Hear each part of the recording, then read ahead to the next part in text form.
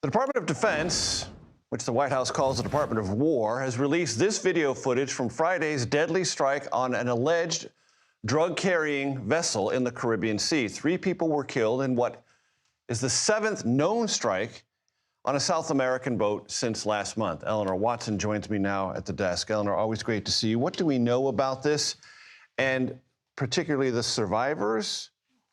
Are they in U.S. custody, and if so, under what auspices or conditions? I'll start with what we know. As you said, this is the 7th known strike against an alleged drug boat in the Caribbean as part of the Trump administration's war against drug cartels. Secretary Hegseth, in announcing this strike, compared the cartels to al-Qaeda, saying they will be hunted down and killed just like al-Qaeda. What we've seen so far in the Caribbean is the same type of whack-a-mole strategy, or in this case, whack-a-boat strategy that proved controversial during the global war on terror when it turned out you can't kill all of the terrorists. One former military lawyer I spoke to said there are some facts on the Trump administration side to justify strikes against drug runners, including that over 80,000 Americans die each year from drug overdoses. However, many of those drugs, like fentanyl, come to the U.S. from places like China and Mexico, not through the Caribbean, which has many Democrats in Congress worried that the buildup in the region coinciding with these strikes is part of a drift towards a larger war against Venezuela. The survivors you mentioned from last Thursday's strike that killed 2 individuals and left 2 survivors.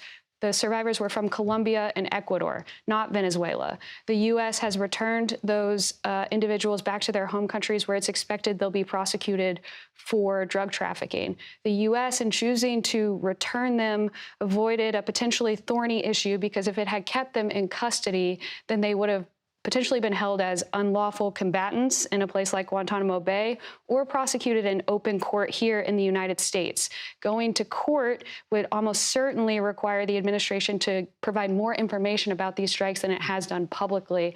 All we've gotten from the administration so far is the videos on social media, none of the intelligence that identifies these boats as posing a direct threat to the United States. And there are questions in Congress about the evidence for all these allegations. Rand Paul, Republican from Kentucky, has raised some. He did so this weekend. Let's listen.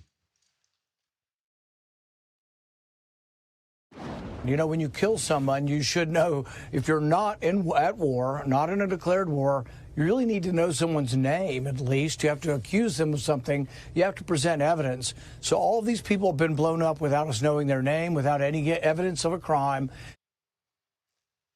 That is part of Congress's persistent questioning of this administration. Senator Rand Paul, along with some Democratic congressmen, are planning to introduce another war powers resolution to block further action in Venezuela. A resolution last week to block these strikes failed. And there's also a question about whether some of this is about regime change in Venezuela. We don't know, but it's certainly out there. Eleanor Watson, always a pleasure. Thanks so much.